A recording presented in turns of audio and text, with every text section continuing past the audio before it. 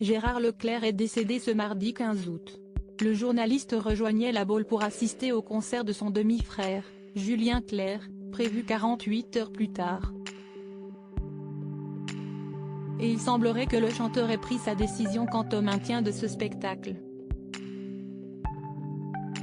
Ce mardi 15 août 2023, Gérard Leclerc est décédé à 71 ans.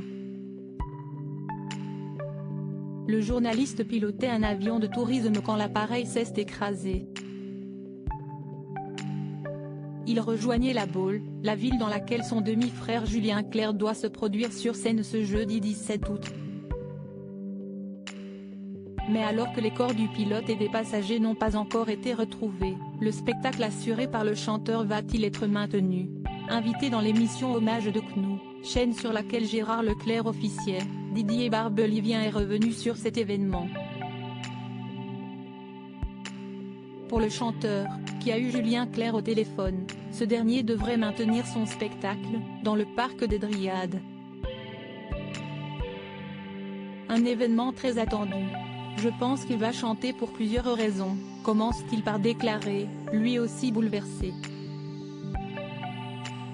Le chanteur et ami de Julien Clerc, qui a pu être en contact avec lui la veille, poursuit, je pense que pour ceux qui croient aux forces de l'esprit, il ne faudrait pas que la mort pense que l'on va reculer devant elle.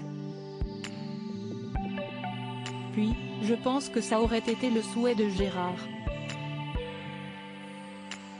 Il était venu pour entendre chanter son frère, il faut expliquer ce voyage de Lavaux à La Baule, si est pour entendre Julien dans un tour de chant et je pense que fidèle à sa promesse, il voulait entendre son frère, il va l'entendre, lance-t-il.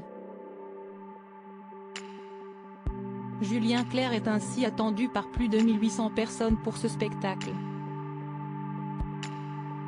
Toutefois, le maintien de ce spectacle ne semble pas être officiel.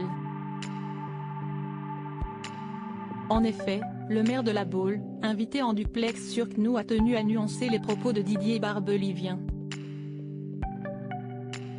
Apprécie-t-il le choix de l'artiste qui voudra ou non faire ce concert? Évidemment, il y a beaucoup d'attentes, a-t-il indiqué. Nul doute que l'information sera certainement confirmée ou infirmée dans les heures qui suivent. Pendant ce temps, le temps des investigations est toujours en cours. Et pour cause, à l'heure où sont écrites ces lignes, les corps du pilote et des passagers n'ont pas encore été retrouvés.